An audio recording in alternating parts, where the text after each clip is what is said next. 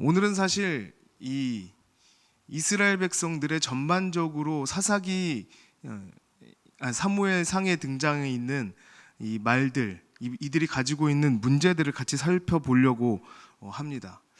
출애굽을 하여서 가나안 땅에 정착하고 또 그들이 가지고 있는 그 모습들을 통하여서 하나님이 원하셨던 것은 무엇이었는지, 또 가나안 땅에 사는 그들을 통하여서 하나님의 나라를 이루시고 또 하나님의 원하시는 때 원하시는 뜻대로 그들을 백성 삼으신 하나님의 방법과는 상관없이 왕을 구했던 이스라엘 백성들의 그 역사를 살펴보면서 우리는 하나님이 원하시는 것이 무엇인지를 다시 한번 깨닫는 시간 되기를 소망합니다.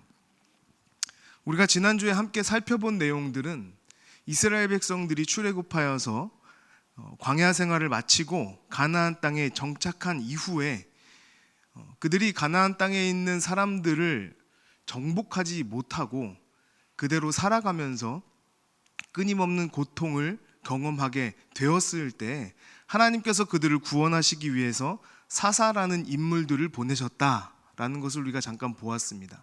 그리고 그들에게 그 사사라는 인물이 구원을 전해주면 어김없이 그들은 평안을 맞이했지만 다시 죄를 짓고 또 고통 속에 머무르게 됩니다. 그렇게 계속해서 구원과 반역을 반복했던 이스라엘 백성들의 그 삶 가운데 이 사사 시대의 마무리가 되는 이 사무엘이 등장하게 됩니다. 사무엘이 등장하는 그 시대에도 여전히 이스라엘 백성들은 악했습니다. 그들은 여전히 하나님 말씀대로 살려고 노력은 했으나 온전하지 못했습니다. 그래야 하나님께서 말씀하셨던 그 방법대로 살지 못했던 이스라엘 백성들의 그 모습이 단편적으로 어떠했는지를 우리가 살펴보았습니다. 오늘은 그러면 그들은 어떻게 살아야 했는가?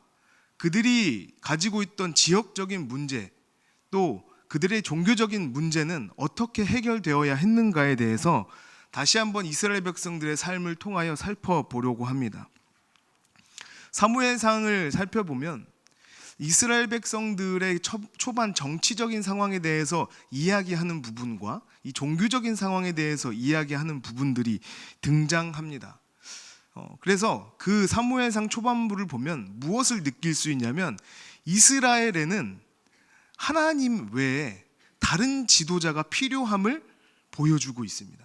그러니까 하나님은 이스라엘 백성들의 왕이시고 이스라엘 백성들을 다스리시는 분이지만 이스라엘 백성들에게는 좋은 지도자가 없다고 하는 것이 큰 문제였습니다. 하나님이 없어서가 아니라 이스라엘 백성들이 하나님을 왕으로 인식하지 않고 있기 때문에 그렇습니다.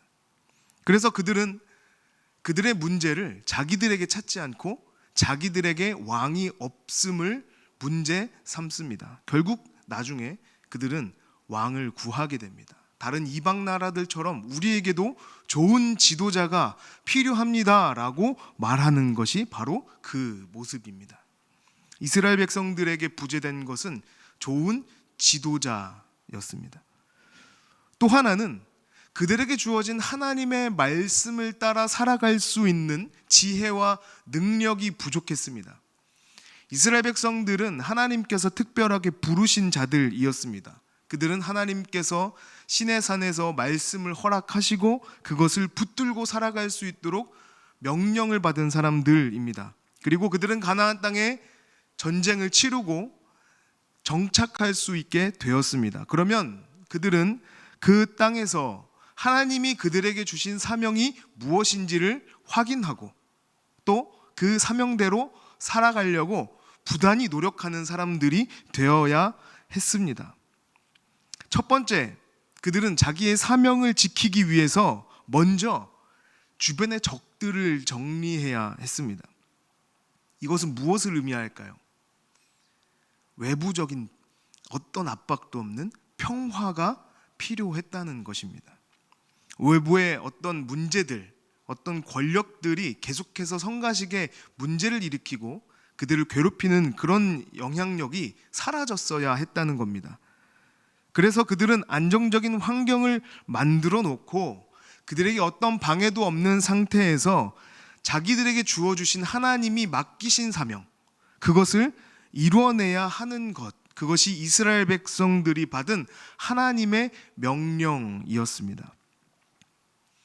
그래서 이스라엘 백성들은 가나안 땅에 들어가서 조용히 그 땅에 산 것이 아니라 그들은 아무런 능력이 없었지만 가나안 땅의 사람들과 정복 전쟁이라는 것을 하게 됩니다.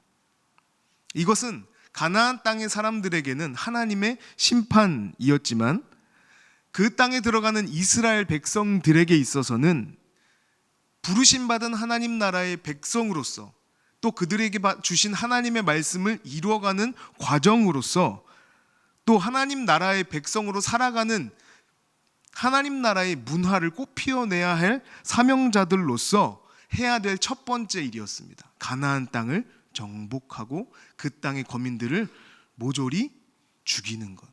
성경엔 진멸이라고 되어 있습니다. 그러나 이스라엘 백성들은 그 일을 이루어내지 못했습니다.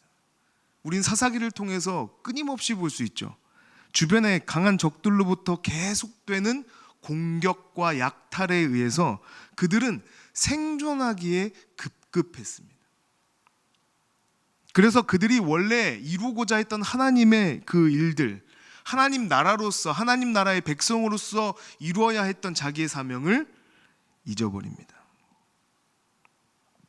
하나님은 이스라엘 백성들을 굉장히 어려운 과정을 통해서 출애굽시키셨거든요. 그리고 우리가 잘 알듯이 어려운 길을 통해서 가나안 땅까지 도착하게 되었습니다.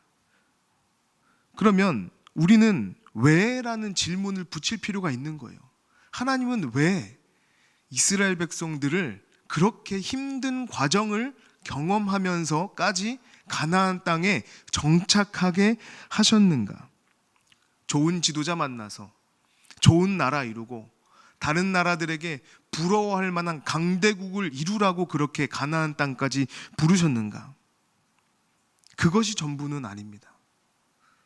하나님의 나라, 하나님이 다스린 나라의 백성, 하나님의 그 구원의 섭리 속에서 그들이 가지고 있는 민족적인 사명을 가지고 자기들의 사명을 열방에 드러내는 것, 그것이 이스라엘 백성들의 출애굽의 궁극적인 목표라고 하는 것입니다.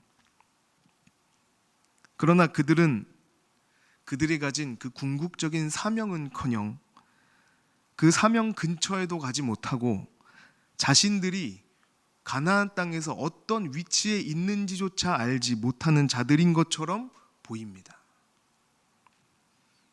그들이 그 사명을 감당하기 위해서 했어야 할 첫 번째 일, 그 땅의 거민들을 모두 죽이는 것, 몰아내는 것.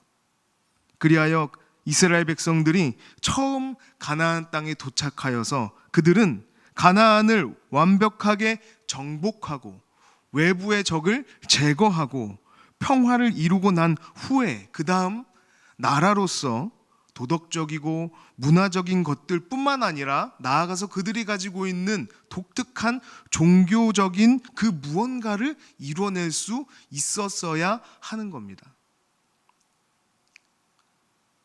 우리가 신앙생활을 열심히 하면서 우리의 믿음만으로 되지 않을 때가 있습니다.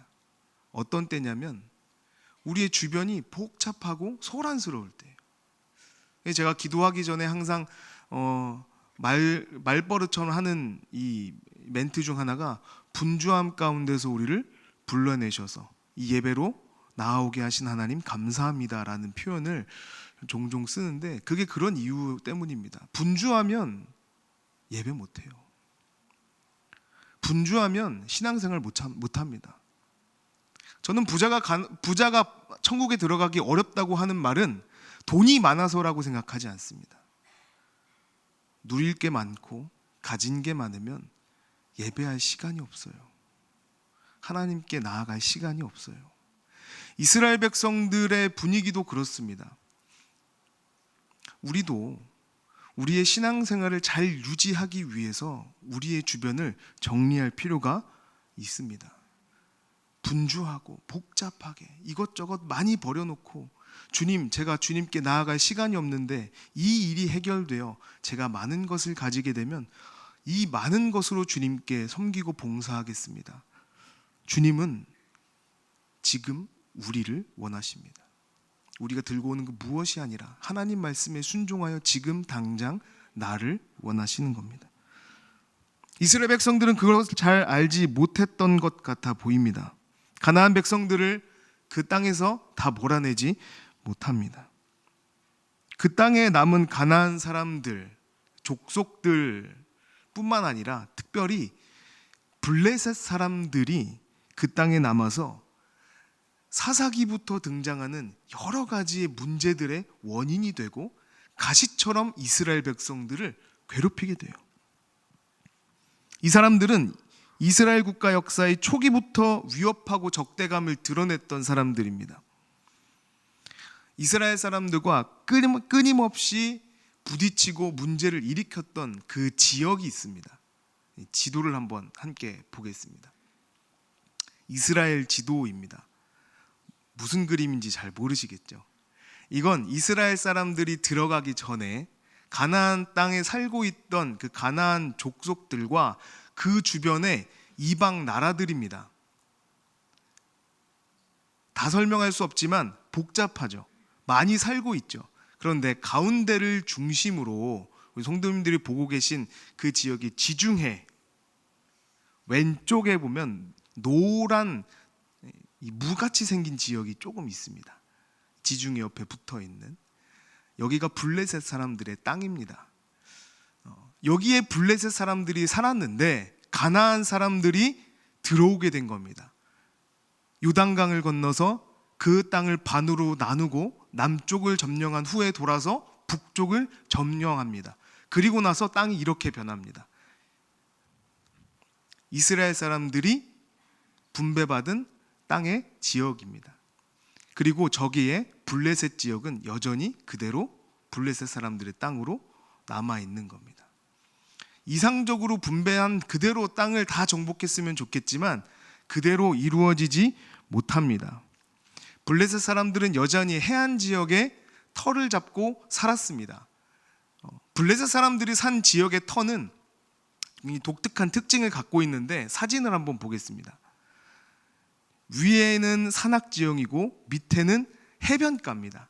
그리고 그 사이에 평야라고 부르기는 조금 어려운데 그래도 굉장히 비옥한 땅입니다. 왜냐하면 위에는 없는 이 모래가 있거든요.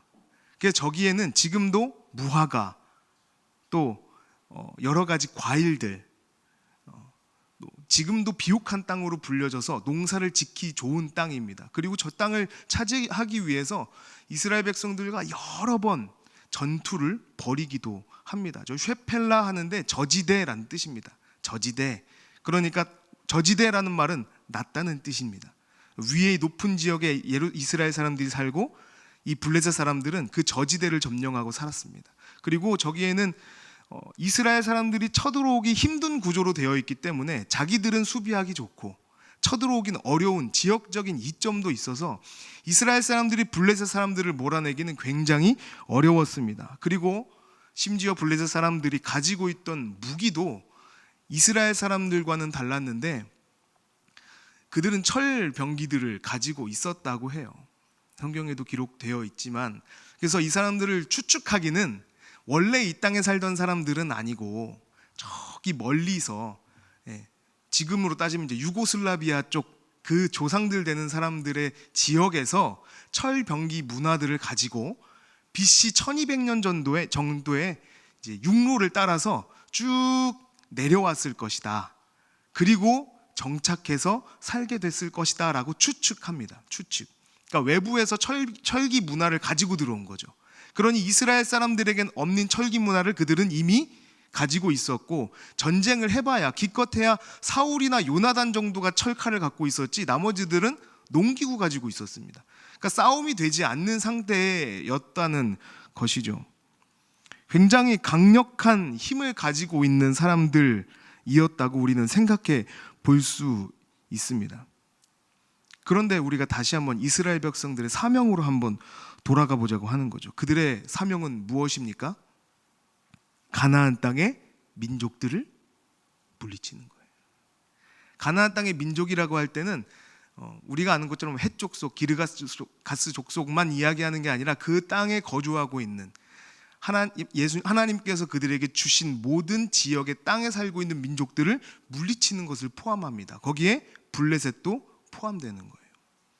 그러나 이러한 일들을 하나님께서 명령하셨지만 그들은 지켜내지 못해요.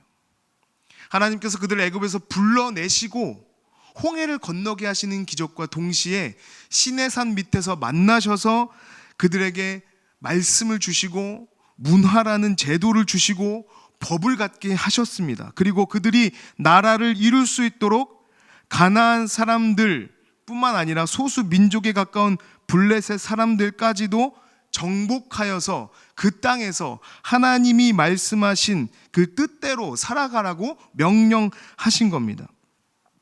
그러나 그 문제를 해결하지 못했던 이스라엘 사람들은 사사시대를 시작으로 블레셋과의 크고 작은 싸움이 계속됩니다.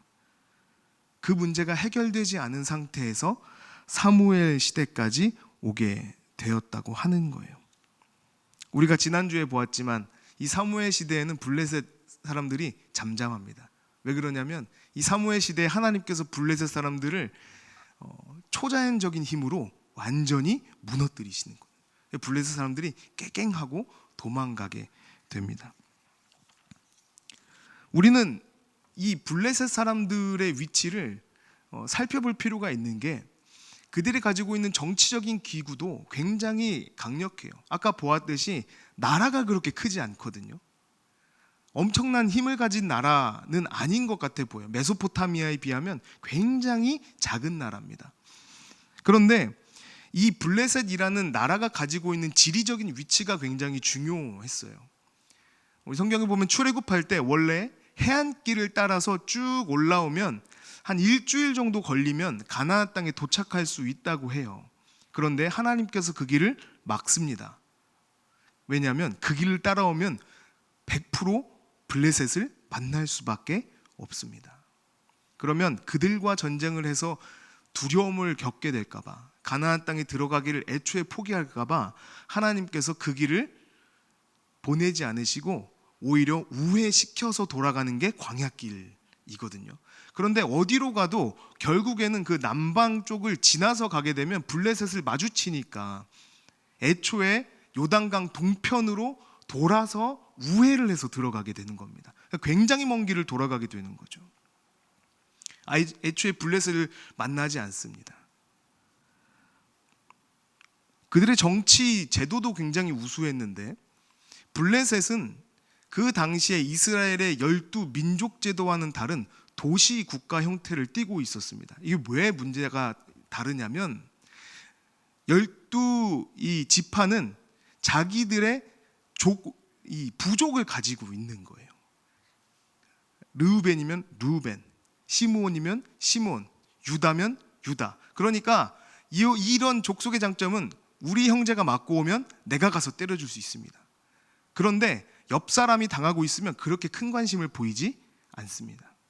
그런데 도시국가는 달라요. 도시국가는 여러 사람들이 그냥 섞여 사는 겁니다. 그러나 제도적으로 정치가 발달했기 때문에 이 군주가 섞여 있는 그 사람들을 위하여서 전쟁을 일으킬 수도 있고 어떤 도모되는 힘을 가지고 싸울 수도 있는 거예요. 그리고 이 5개의 도시국가가 연합해서 있는 곳이 블레셋이었습니다. 그러니까 블레셋은 이 12지파와 싸우는 게 아니에요. 그 인근에 있는 몇 개의 지파와만 싸우니까 5개의 도시가 연합하여 전쟁을 일으킬 수 있는 힘이 있다고 하는 겁니다. 그리고 이스라엘이 이 블레셋을 쳐들어오려고 해도 쉽게 정복하지 못해요. 그래서 블레셋을 단 한 차례도 정복하지 못합니다. 그저 다윗 왕 때, 솔로몬 왕 때 공물을 조금 받은 기록밖에 없어요. 그러니까 정치적으로도 블레셋이라는 나라는 굉장히 힘이 있습니다. 그게 보여주는 블레셋의 위치이고 모습입니다. 그러면 이스라엘 백성들은 이런 상황 속에서, 이런 어려운 상황 속에서 어떻게 살아야 했을까? 하나님께서는 사무엘 시대에 이 블레셋 사람들과의 전쟁을 통해서 하나님이 누구신지를 분명하게 보여주셨습니다. 그러나 이스라엘 백성들은 이 상황 속에서 그들이 가지고 있는 이 신앙의 태도를 보여주는데 그 신앙의 모습이라는 것이 굉장히 저급하고 처참한 상태였다고 하는 거예요. 옆에 있는 그 가시, 굉장히 우수한 병기들을 가지고 있고 놀라운 정치 제도를 가지고 있는 이 블레셋과 싸우고 싶었던 그들의 이 모습은 패배로 이어지고 오히려 그들이 가지고 간 것은 법궤라고 하는 겁니다. 얼마나 볼품없는 생각입니까? 그들에게 있어서 법궤라는 것은 소중한 것 이상의 힘이 있었습니다. 법궤를 앞세워서 요단강에 발을 들였을 때 강물이 멈추기도 하고 여리고성을 하루에 한 바퀴씩 법궤를 중심에 두고 한 바퀴씩 돌고 나중에 소리만 질렀더니 성이 무너지는 초자연적인 역사가 일어났던 경험이 있습니다. 법궤 위에 쉐키나의 영광이 임하는 경험을 하기도 했습니다. 그런 법궤라는 생각에 이스라엘 백성들이 법궤를 가지고 나갔다고 하는 거죠. 그러나 이러한 생각은 그들에게 하나님이 주신 하나님의 법과 그들이 가지고 있는 문화의 여실한 차이를 보여주는 것입니다. 하나님이 그러라고 법궤를 주신 게 아니거든요. 하나님이 그렇게 사용하라고 하나님의 법을 주신 게 아닙니다. 이스라엘 백성들은 그 땅을 제패하고 그들의 안녕을 지키고 유지하는 가운데 하나님이 주시는 은혜대로 하나님이 말씀하신 독특한 여호와의 문화를 만들어내야 하는 사람들이었습니다. 그들이 해야 할 일들은 하나님이 말씀하신 것들이 무엇인지, 이것이 얼마나 능력 있고 위대한 하나님의 말씀이신지, 그들은 그 말씀을 따라 살아가는 것이 무엇인지, 하나님의 다스리심이 이 땅 가운데 어떻게 이루어질 것인지, 그리고 하나님의 백성으로 그분의 다스리심을 받으며 사는 사람들은 어떤 사람들인지를 드러냈어야 하는 거죠.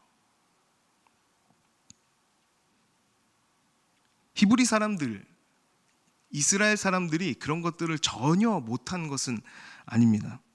그들은 분명히 연약하고 많은 죄를 짓고 하나님이 기뻐하시는 대로 일하지 못했지만 그들은 여러 가지 문화의 유산들을 남겼습니다. 하나님께서 그렇게 하도록 도와주셨습니다. 그리하여 우리가 읽고 있는 구약의 성경들을 그들은 쓸 수 있었습니다. 시인들은 시로 하나님을 찬양하고 그것은 시가로 남겨져 있습니다.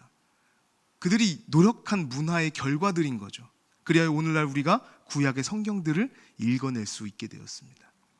그러나 이것이 인간들의 노력에 의한 것이 아니라 하나님의 계획 속에 이루어진 하나님의 계시라고 한다면 그들은 그것보다 더 나아가서 하나님이 다스리시는 거룩하신 그분께서 나타내고 드러내고자 하시는 민족적인 사명이 무엇인가, 이것을 깨달았어야 하는 것입니다. 그들에게는 그 누구도 줄 수 없는 좋은 법이 있었지만 이스라엘 백성들의 신앙적 위치는 굉장히 얄팍했습니다. 하나님의 법이 몹쓸 것이어서가 아니라 하나님의 법은 좋았지만 그들의 신앙의 상태가 엉망이었다고 하는 것입니다. 그래서 하나님이 말씀하신 이 종교적인 목적에 도달하지 못한 채 그들은 그 얄팍한 신앙을 가지고 살고 있음을 보여주는 것이었습니다. 모세가 광야에서 불뱀에 물려 죽는 백성들을 보고 그들을 건지기 위해서 노스로 뱀을 만듭니다. 그리고 그것을 십자가에 걸어 높이 매답니다. 그것을 본 사람들은 살았습니다. 굉장히 중요한 사건을 보여줍니다. 그러나 이 노뱀을 계속해서 보관하며 우상시하며 섬깁니다. 모세 이래로 주변 740년경 히스기야 왕 때까지 그것을 가지고 있는 거예요. 그냥 가지고 있는 것이 아니라 그것을 향을 피우며 섬겼습니다. 그것이 이스라엘 백성들의 신앙의 수준이라는 거예요. 히스기야가 분노하여서 그 놋뱀을 조각내버리고 느후수단이라는 이름을 붙였다는 사건을 우리는 잘 알지 않습니까? 나중에 법궤를 블레셋에서 한번 뺏긴 경험을 하고 나서 이스라엘 백성들의 생각이 어떻게 변했는지 아마 이 법궤가 굉장히 무능력하다고 느꼈던 것 같아요. 그래서 베세메스 사람들이 그 법궤 안에 무엇이 있나 이렇게 들여다보다 죽습니다. 이것이 그들의 신앙의 수준이에요.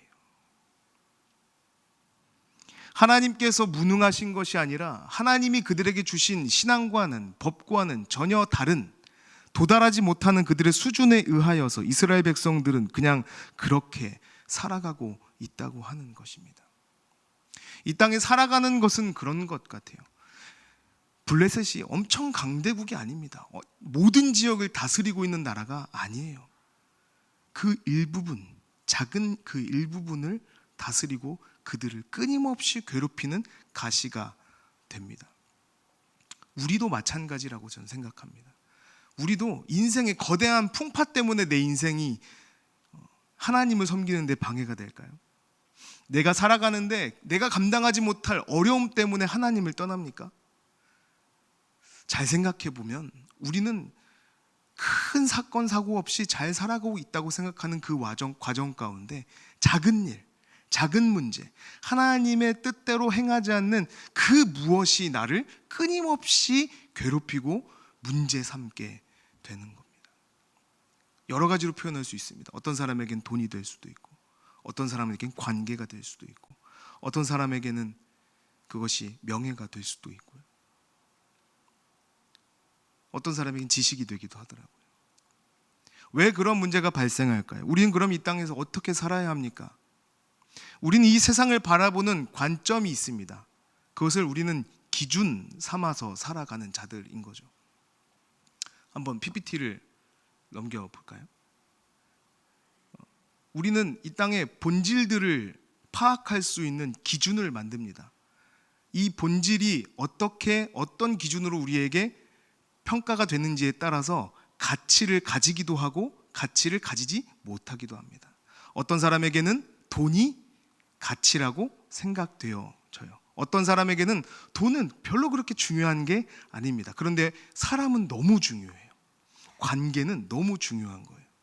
어떤 사람에게는 그런 관계들은 아무 의미 없습니다. 그러나 지식은 굉장히 소중하고 중요한 가치를 지닙니다. 그리고 그 가치는 이 세계를 바라보는 세계관이라는 걸 형성하게 되는 거예요. 눈으로 따지면 안경이 되는 겁니다.